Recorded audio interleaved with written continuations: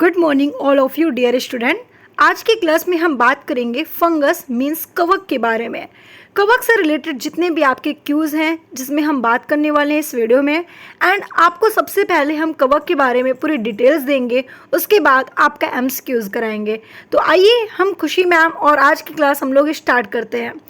यहाँ पर जैसा आप देख रहे हैं कवक, अगर कवक के बारे में हम बात करें तो सब लोगों के माइंड में आ रहा होगा कि यार कवक का डायग्राम तो कुछ इस तरीके से बना है, क्या इसे हम लोग मशरूम कहते हैं? जी हाँ, मशरूम को ही कवक कहा जाता है।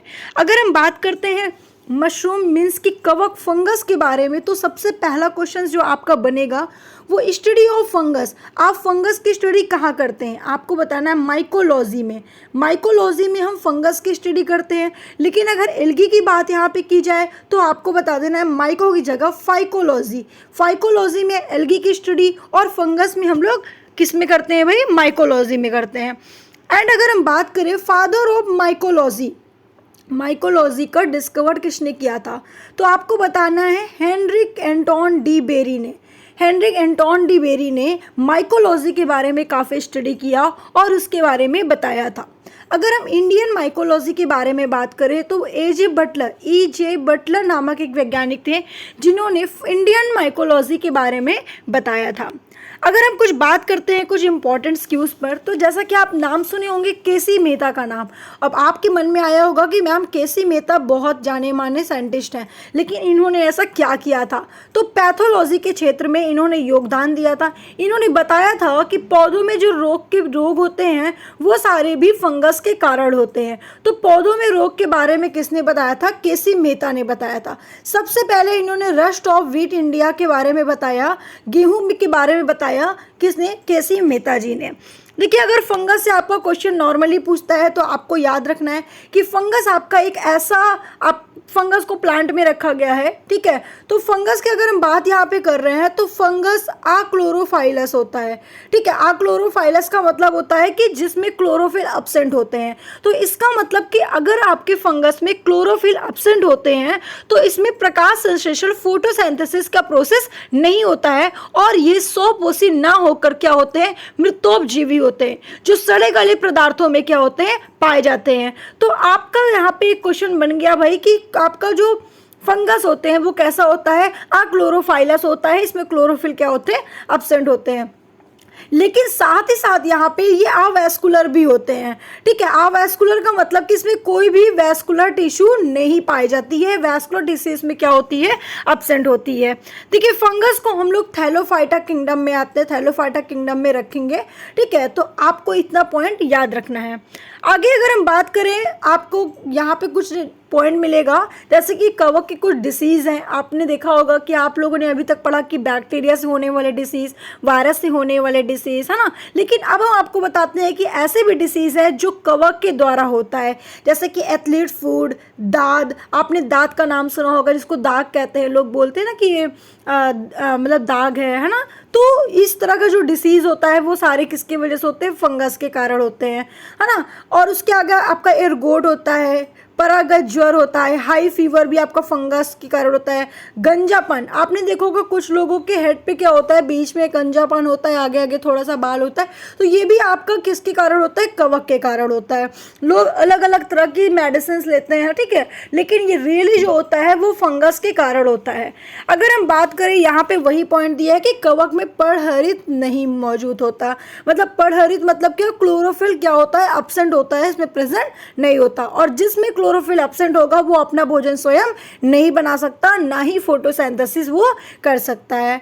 कवक अपने भोजन का निर्माण स्वयं नहीं करते हैं क्योंकि इसमें क्या होता है भैया? क्लोरोफिल नहीं होता। अब एक सबसे इंपॉर्टेंट पॉइंट आपका यहाँ से एग्जाम में पूछा जाएगा कि कवक की जो कोशिका भित्ति होती है, अगर हम कोशिका की भित्ति बात करें तो वो काइटिन की बनी होती है। अगर प्लांट की कोशिका भित्ति की बात करें तो सेलुलोज की बनी होती है। बैक्टीरिया की आप मुझे कमेंट करके बताइएगा, क्योंकि मैंने बताया है इससे पहले की क्लास में। तो आपको बताना है कि भाई कोशिका भित्ति काइटिन की बनी होती है, जो क्या होता है भैया? बहुकोशिकी होता है, ठीक है। एक कोशिकी भी होता है और बहुकोशिकी भी होता है। मतलब यूनिसेलुलर और मल्टी सेलुलर ये दोनों प्रकार के आपके फंगस होते हैं। इन्हें मल्टी सेलुलर में भी बोला गया है और यूनिसेलुलर में भी रखा गया है, ठीक है। तो आइए हम लोग अपने प्रश्न की ओर बढ़ते हैं। पहला प्रश्न हम क्या है? क्वेश्चन नंबर फर्स्ट आपका है एथलीट्स फूट नामक बीमारी होती है। तो सिंपल सा क्वेश्चन था यहाँ आपको, तो आपको बताना है फंगस के द्वारा। ऑप्शन बी बिल्कुल करेक्ट है। क्वेश्चन नंबर सेकंड क्वेश्चन है आपका कवक को मारने के लिए कौन सा रसायन प्रयोग किया जाता है। देखिए जो फंगस होता है उसको हम डेड करने के लिए, उसको मारने के लिए हम लोग कॉपर सल्फेट का उपयोग करते हैं। तो आपको ऑप्शन ए बिल्कुल करेक्ट आंसर है। ठीक है, अगर हम बात करते हैं nitric acids, zinc sulphate, magnesium sulphate के बारे में, तो आप हमें इसका सबसे पहले रासायनिक सूत्र कमेंट करेंगे कि इसका रासायनिक सूत्र क्या होता है। क्वेश्चन नंबर थर्ड, निम्नलिखित में से दाद किस प्रकार की बीमारी होती है। तो भाई ये फंगस होती है। ठीक है, फंगस ही क्या है, दाद है। तो ना वायरस है, ना प्रोटोजोआ है, ना बैक्टीरिया है। लेकिन अगर वायरस की बात करते हैं तो वायरस की स्टडी वायरोलॉजी में, बैक्टीरिया की स्टडी बैक्टीरियोलॉजी में, और अगर वायरस से हम बात करते हैं इसका डिस्कवर किसने किया था और सबसे पहले किसने किया था, तो टोमैको मोजैक वायरस था और इसका डिस्कवर इवानोवस्की ने किया था। ठीक है, और अगर बैक्टीरिया की बात करें तो एंटोनी वॉन लीवेनहॉक ने किया था। उसके बाद बात करते हैं क्वेश्चन नंबर हम लोग फोर्थ नंबर क्वेश्चन आपका क्या कह रहा है, निम्न में कौन सा जली कवक है। देखिए यहाँ पे जली कवक के बारे में बात कर रहा है कि ऐसे कवक का नाम बताइए जो जल में उगते हैं। तो आपका सही आंसर है ऑप्शन ए, क्या होगा, सैप्रोलेगिनिया। ठीक है, ये कवक जो होता है वो जली कवक कहलाता है। क्वेश्चन नंबर 5, ईस्ट से बनता है। देखिए ईस्ट से क्या बनता है, आपका अल्कोहल, दही, पेट्रोल। देखते हैं कितने स्टूडेंट का आंसर आता है। क्वेश्चन नंबर 5 का आंसर क्या होगा भाई, अल्कोहल। ठीक है, मतलब ईस्ट से आप अल्कोहल बनाने का काम करते हो। क्वेश्चन नंबर 6, समान ब्रेड फफूंदी है। ठीक है, समान ब्रेड फफूंदी है तो भाई म्यूकर। आपका आंसर क्या होगा, ऑप्शन नंबर बी लगा दीजिए, बिना सोचे आपका बिल्कुल करेक्ट आंसर है। क्वेश्चन नंबर 7, कवक तथा शैवाल सहजीवन कहलाते हैं। तो आपका ये क्या कहलाएगा। ठीक है, मतलब कवक और शैवाल का सहजीवन क्या होगा भाई, आपका आंसर होना चाहिए ऑप्शन क्या होना चाहिए, डी, लाइकेन होना चाहिए। ठीक है, कवक की स्टडी माइकोलॉजी, शैवाल की स्टडी फाइकोलॉजी। ठीक है, और कवक और शैवाल सहजीवन है किसके, लाइकेन के। ठीक है, लाइकेन की स्टडी लाइकेनोलॉजी, याद रखेंगे आप लोग, भूलिएगा नहीं। ठीक है, चलिए क्वेश्चन नंबर 8, निम्नलिखित में से कौन सा मिलान सही नहीं है। रेबीज वायरस के कारण होता है, बिल्कुल करेक्ट आंसर है। टीवी जीवाणु के कारण होता है, क्या आपने बताया करेक्ट है या नहीं करेक्ट है, जल्दी से बताइए। सही नहीं है ये पूछा है, इसलिए इसका आंसर सोच समझ के दीजिएगा। ठीक है, तो ये बिल्कुल करेक्ट है। गंजापन कवक के कारण होता है, जस्ट अभी बताया। पेचिस प्रोटोजोआ के कारण होता है, बिल्कुल अभी बताया। मिलान सही नहीं है, इनमें से कोई नहीं, मतलब ई नंबर बिल्कुल करेक्ट है। तो क्वेश्चन नंबर 8 का आंसर ई नंबर सही है। क्वेश्चन नंबर 9, गुलाबी फफूंद का समान नाम क्या है। अगर गुलाबी फफूंद के बारे में हम बात करें तो भाई इसका जो समान नाम होता है वो राइजोपस होता है। राइजोपस को ही हम लोग क्या बोलते हैं, गुलाबी फफूंद बोलते हैं। क्वेश्चन नंबर 10, निम्न में से कौन सा कवक जनित रोग है। अगर कवक जनित के बारे में हम बात करते हैं 10 नंबर, तो आपका आंसर है त्वचा रोग। त्वचा रोग जो होता है, ठीक है, जो कवक हमें डिसीज देता है वो ज़्यादातर हमारे स्किन पर इफेक्ट पड़ता है, वो स्किन पे ही इफेक्ट देता है। ठीक है, क्वेश्चन नंबर हम लोग बात करते हैं 11, एंटीबायोटिक पेनिसिलिन किस प्रक्रिया से प्राप्त होता है। तो आपका आंसर क्या होना चाहिए, ऑप्शन सी होना चाहिए कि मैम अगर हम कवक की बात करते हैं तो बिल्कुल कवक सही है। ठीक है, तो आपका आंसर क्या होगा, कवक द्वारा। क्वेश्चन नंबर 12, शैवालों के लैंगिक प्रजनन में दो विभिन्न आकार के युग्मक के मेल को क्या कहा जाता है। देखिए यहाँ पर शैवाल के लैंगिक प्रजनन की बात कर रहा है। जब दो विभिन्न प्रकार के युग्मज होते हैं तो उनके मेल को हम क्या कहते हैं, तो आपको बताना विषम युग्मज कहते हैं। क्वेश्चन नंबर 13, निम्न में से कौन सा परजीवी शैवाल है। देखिए यहाँ पे शैवाल की बात किया गया है कि कौन सा परजीवी शैवाल है, तो आपको बताना है भाई यहाँ पे सल्फ्यूरोस होगा। ठीक है, सल्फ्यूरोस आपका जो होता है वो परजीवी शैवाल होता है। क्वेश्चन नंबर हम बात करते हैं 14 पे, कौन सा जीव वायु प्रदूषण का परिवीक्षक होता है। अब देखिए यहाँ पे जो कह रहा है कि वायु प्रदूषण की बात कर रहा है, तो यह आपका कवक होगा, शैवाल होगा, लाइकेन होगा या जीवाणु होगा, जल्दी से कमेंट करिए। 14 का आंसर क्या होगा, ऑप्शन बी आपका होगा लाइकेन, जिसकी स्टडी लाइकेनोलॉजी में की जाती है। क्वेश्चन नंबर 15, कवक के द्वारा कौन सा रोग फैलता है। तो आप क्या बताएंगे, कितने रोग आपने पढ़ा है, अभी पढ़ा है आप लोगों ने। टीबी नहीं होगा, ये भी बैक्टीरिया है। रेबिश वायरस है, फाइलेरिया भी नहीं होगा, बचा क्या, रिंग वॉर्म। तो इसका मतलब 15 का आंसर क्या होगा, ऑप्शन बी रिंग वॉर्म होगा। क्वेश्चन नंबर 16, रेड रॉड रोग किस में पाया जाता है। अब देखिए यहाँ पे ये स्किन वाला नहीं है कि स्किन वाला है, जल्दी से बताइए।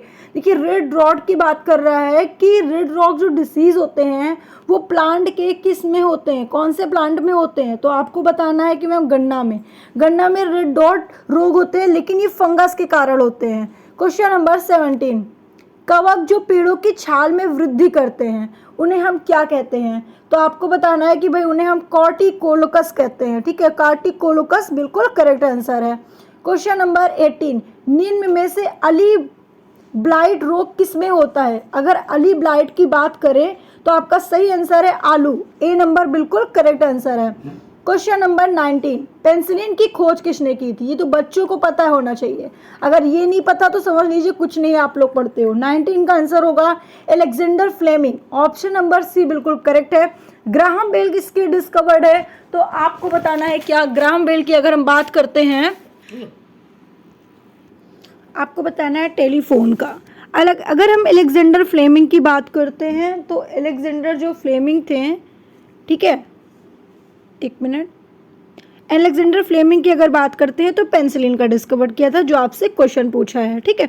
उसके बाद लुईस पास्चर की बात करें तो लुईस पास्चर देखिए यहाँ पर इन्होंने, ठीक है, बैक्टीरिया के बारे में भी इन्होंने बताया था। उसके अलावा इन्होंने टीकाकरण, माइक्रोबियल किण्वन और प्रस्तुतीकरण के सिद्धांत की भी इन्होंने खोज की थी। और साथ ही साथ जानवरों से इंसान में फैलने वाले जो वायरस की बीमारियां हैं जिसे हम लोग रेबीज कहते हैं, तो दुनिया का पहला टीका रेबीज विकसित किया था। तो इन्होंने काफ़ी ज़्यादा योगदान दिया था। लेकिन आपको बताना है एडवर्ड जेनर के बारे में, अगर आपसे पूछा जाए तो आपको बताना है चेचक की खोज की थी। चलिए आइए हम नेक्स्ट क्वेश्चन पे आते हैं। क्वेश्चन नंबर 20, कवक की स्पीसीज संख्या कितनी होती है। देखिए कवक की अगर हम स्पीसीज की बात करें तो ऑप्शन नंबर ए आपको लगा देना है, बिल्कुल करेक्ट आंसर है। क्वेश्चन नंबर 21, पक्सीनिया कवक से कौन सा रोग होता है। ठीक है, यहाँ पे पूछा है कि पक्सीनिया, ठीक है, पक्सीनिया कवक से कौन सा रोग होता है। आपको बताना है भैया रस्ट रोग होता है, जिसे हम जंग रोग कह के नाम से भी जानते हैं। क्वेश्चन नंबर 22 आपका क्वेश्चन कह रहा है कि एफ्लाटॉक्सिन किसके द्वारा उत्पन्न होता है। एफ्लाटॉक्सिन भाई यहाँ पे कवक के द्वारा उत्पन्न होता है। तो 22 का ऑप्शन नंबर बी बिल्कुल करेक्ट है। क्वेश्चन नंबर 23, फंगल कोशिकाओं को अभिरंजित किया जाता है।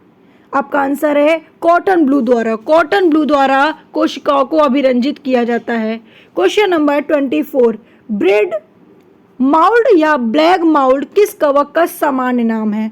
तो आपको बताना है ऑप्शन ए 24 राइजोपस का। Question number 25 and last question है आपका, इनमें से कौन खाने योग्य कवक है। तो भाई बस लगा दो मशरूम। आपने बहुत अच्छे से जानते हो कि मशरूम को कवक कहते हैं और इसी को हम लोग का खाने योग्य है, जिसको हम लोग एगैरिकस के नाम से भी जानते हैं। आइए कुछ वन लाइनर क्वेश्चन पे आते हैं हम लोग।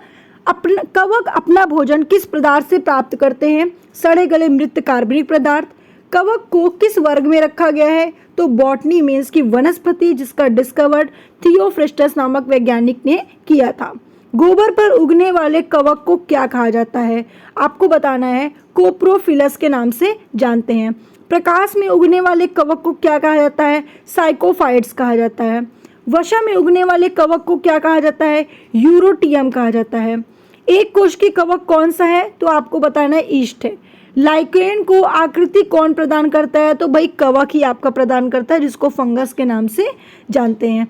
वीडियो अच्छी लगी तो वीडियो को लाइक करिए, चैनल को सब्सक्राइब करिए और शेयर करना बिल्कुल भी मत भूलिए। एंड हमें कमेंट करके ज़रूर बताइएगा कि आपको क्लास कैसी लगी एंड आप और क्या रिक्वायरमेंट चाहते हो। अगर आपको वीडियो अच्छी लगी तो वीडियो को लाइक करके शेयर करिए। Okay, thank you.